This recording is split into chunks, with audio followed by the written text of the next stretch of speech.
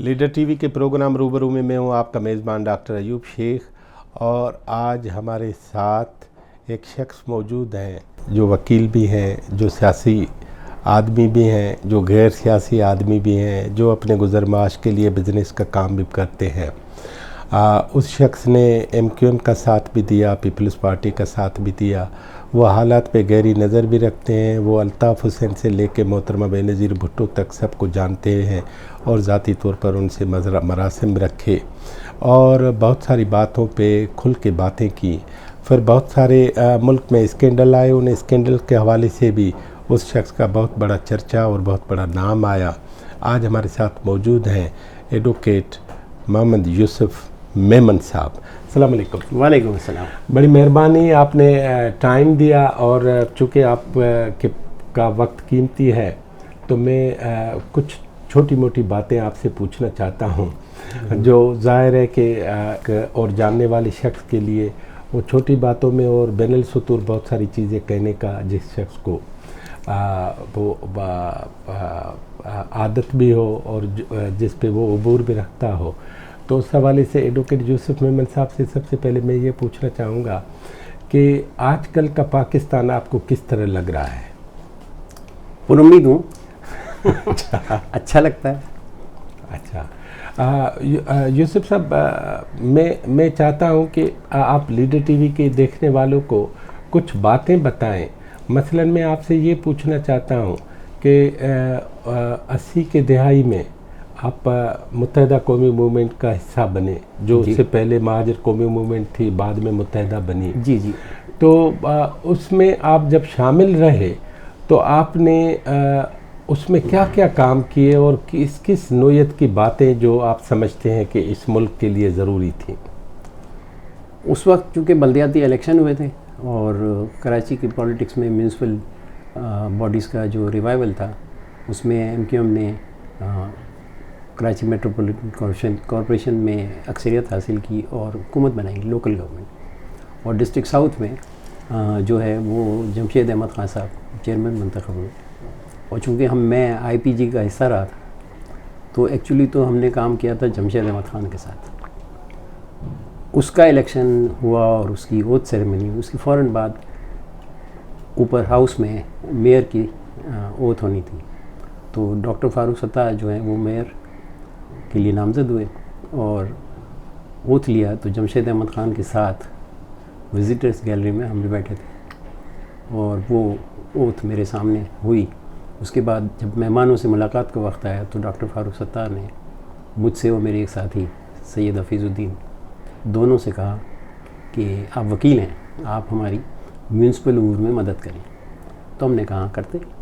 تو اس کے بعد سے یہ سلسلہ دراز ہوا اور میں میئر کے چیمبر سے اٹھ کے 90 پہنچا، اور اسی وقت چونکہ الیکشن بھی اس کے بعد فوراً ہو گئے، تو میں میونسپل امور میں جو صلاح کاری کرتا تھا وہ تو کرتا رہا، لیکن ساتھ ساتھ چونکہ نیشنل الیکشن ہو گئے تو حکومت سازی کا مرحلہ آیا تمام صوبوں میں اور وفاق میں، تو اس مرحلے پہ MQM PPP جو کولیشن بننی تھی آفٹر الیکشن، اس کی مذاکرات کی ٹیم کا ممبر نامزد ہوا۔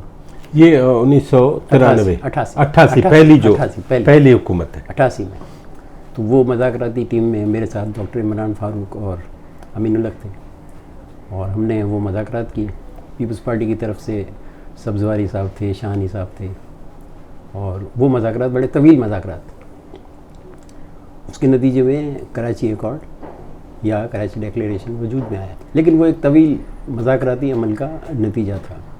اور اگر ہم یہ کہیں کہ اس مرحلے پہ قومی سیاست اور صوبائی سیاست اور لوکل باڈیز کی سیاست، تینوں امور پہ جو ایک بھرپور ڈاکیومنٹ وجود میں آیا، وہ بنیاد بنا MQM کی سیاست میں صوبائی سطح پہ اور وفاق میں شمولیت کا، اور ان کی پریکٹیکل پالیٹکس میں اپنے الیکٹوریٹ کی جو اسپائریشنز تھی اس کے حصول کا مرحلہ شروع ہوا۔ اور یہ کولیشن جو ہے وہ بعد میں صوبے میں بھی رہی اور وفاق میں بھی۔ اور معاملات اس وقت اتنے کمپلیکیٹڈ نہیں تھے. سیاست جو ہے وہ بڑی حد تک ڈریون تھی ایک بڑی وجہ سے کہ 85 کے بعد جو 85 کے اسمبلی میں ہم نے پہلی دفعہ ضیاء کے دور کے بعد جمہوریت کی بحالی دیکھی. تو وہ الیکشن اور یہ الیکشن، اس الیکشن کے بعد تو مکمل طور پر سیاسی جو جماعتیں ہیں ان کو اسپیس ملی، الیکشن میں حصہ لیا اور جو مینڈیٹ جس کو ملنا تھا وہ ملا. اور ظاہر ہے کہ وہی بات ہے کہ اکثریت جو ہے وہ بڑی پارٹی تو ہو سکتی ہے، لیکن اگر اس کے پاس حکومت سازی کی اکثریت نہیں ہو تو پھر اس کو کولیشن میں جانا پڑتا ہے. اور اس میں ایم کیو ایم جو ہے ایک بہت بڑی حلیف جماعت کے طور پر پیش ہوئی اور اس نے اپنا رول ادا کیا. اور وہ رول جو تھا وہ آج کے معاملات کے حوالے سے میں دیکھتا ہوں تو وہ ہاسٹیلیٹیز کا نہیں تھا، ہارمنی کا تھا. اور تصادم کا نہیں تھا. تصادم کا بالکل نہیں تھا. اور اس کے نتیجے میں وہ کراچی جو ایکارڈ ہوا اس کے نتیجے میں پھر اس کی امپلیمنٹیشن کمیٹی بھی بنی، اس کا بھی میں رکن رہا اور بھی میرے ساتھی. تو خیر قصہ مختصر، یہ کولیشن چلتی رہی، اس طرح چلتی رہی کہ ہیکپس کے ساتھ ہچکیاں آتی رہیں، ہچکولے کھاتی رہیں، لیکن چلی. تو بعد میں جو حالات ہیں اس پہ میں مفصل تو بہت کچھ کہہ چکا ہوں، شاید لوگوں کی میموریز میں ہوں، لیکن to put it very very minutely major points میں بتاتا ہوں. اس کے بعد آئی جے آئی کا وجود میں آنا. مجھے آئی جے آئی پہ میں بعد میں پوچھنا چاہتا ہوں. مجھے ایک بات بتائے، وہ یہ ہے کہ یہ جو آئی پی جی تھی یہ آپ کا اشارہ انڈیپینڈنٹ پارلیمانی گروپ کی جی طرف. بالکل، فخر امام صاحب.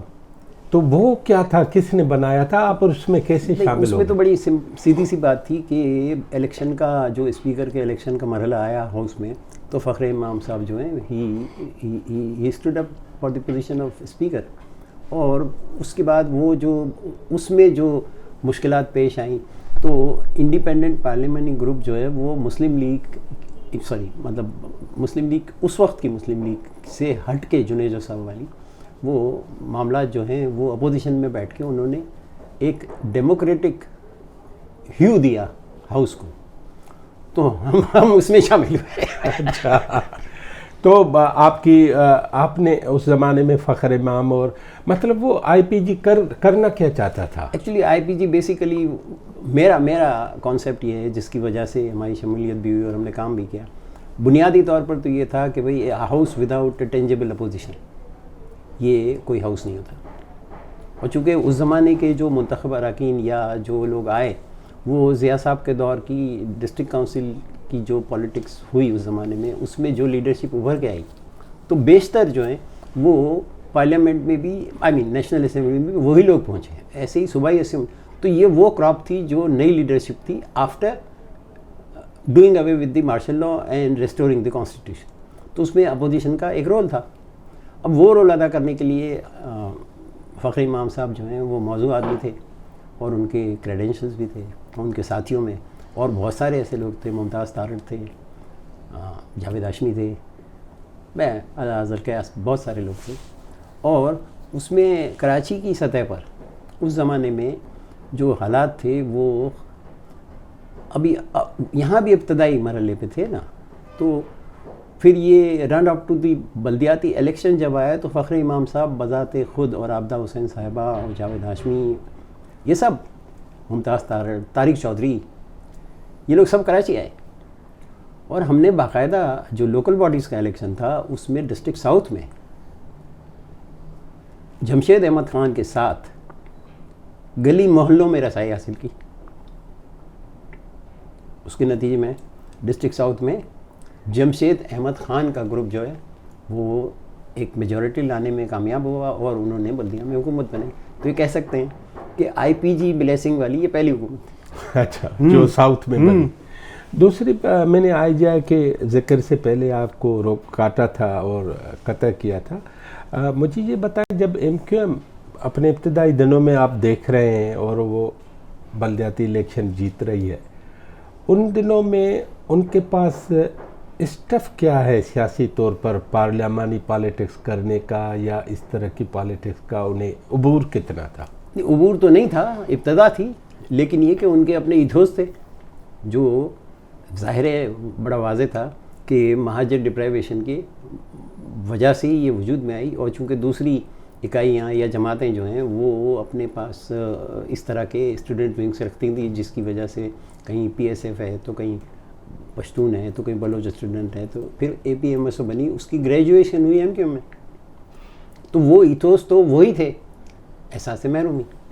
اچھا، اس میں سب سے بڑے دو معاملات تو بڑے واضح تھے کہ اربن بیس پارٹی تھی، اربن سے مراد میری بڑے شہر سے، تو ظاہر ہے کہ وہاں کا یوتھ جو تھا یا وہ طبقہ جو ایم کیو ایم بنانے والا یا اس کو چلانے والا، وہ بہت تھی جو واقعی ایسپائریشنز رکھتی تھیں کہ بھئی ان کے جو مسائل ہیں ان کا مطابق ہو۔ اچھا، ایک اور ضمنی سوال ہے میرے ذہن میں، اس زمانے میں ایم کیو ایم کے ساتھ انٹلیکچوئل سطح پہ کون سے بڑے بڑے لوگ تھے جو شامل تھے؟ انٹلیکچوئلس ہی ایم کیو ایم کے پیچھے جو برین تھا وہ انٹلیکچوئلس ہی تھے، اور وہ انٹلیکچوئلس ریٹائرڈ بیوروکریٹس بھی تھے، ایجوکیشنسٹ بھی تھے، پوئٹس بھی تھے، اور اپنی اپنی جگہ زندگی میں وہ مقام رکھتے تھے جس شعبے سے وہ واپس تھا۔ اگر کچھ نام دے سکیں؟ ہاں، پروفیسر قرار حسین تھے، اختر رضوی تھے۔ پروفیسر قرار حسین کا مطلب ہے تاج در صاحب کے والد؟ میں کہتا ہوں بولان یونیورسٹی کے وائس چانسلر، تو یہی بات ہے۔ ٹھیک ہے۔ اور فخر کی بات ہے، رئیس امروی صاحب تھے، اختر رضوی تھے، اور بے شمار لوگ تھے، یوسف جمال تھے، اور اسی طرح کے وہ لوگ تھے جنہوں نے پاکستان کی ابتدائی دور میں یہیں آنکھیں کھولی، یہیں پلے بڑھے، اور یہاں کے ایتھوس کو انہوں نے دیکھا، اور چونکہ وہ زیادہ تر وہ فیڈرل کیپٹل کے حوالے سے یہاں آ کے بسے تھے، تو ان کے اپنی ایسپائریشن بھی فیڈرلسٹ تھی، اس میں کوئی کلام نہیں۔ اور اس مرحلے پہ جب یہ ایشوز سامنے آئے، کہنا چاہیے صوبے کی بحالی کے بعد، وہ معاملات جو ہیں وہ میں ادب سے یہ عرض کر رہا ہوں کہ 71 سے لے کے اور 87-88 تک ایک بیگیج کریٹ ہوا۔ اب کس کی غلطی ہے وہ تو مورخ بتائے گا یا نہیں ہے۔ آپ کیا سمجھتے ہیں؟ میں سمجھتا ہوں کہ ایک چیز مجھے آج بھی یاد ہے، کیونکہ میری شادی ہوئی 72 میں، تو 72 میں کہنا چاہیے لنگوسٹک رائٹس، لینگویج رائٹس جو ہوئے، ہاں، اس زمانے میں ایسا نہیں تھا کہ کوئی ایم کیو تھی یا کوئی اور تھا، تو اردو زبان کے حوالے سے یہ معاملات آئے، اور اس کی جو وجوہات تھے، لینگویج بل پاس ہوا تو وہ ویل میننگ ہوگا مگر مس پلیس تھا، اس میں وہ سوچ نہیں تھی جو آج میں سوچتا ہوں، تو اس کے نتائج ایسے ہی ہوئے، وہ وسعت، وہ پہلی دراڑ پڑی، مطلب اربن رورل نہیں، اس ہارمنی میں آپ کے خیال میں ہاں وہ پہلی دراڑ پڑی۔ اس سے پہلے اس طرح کی سوچ نہیں تھی۔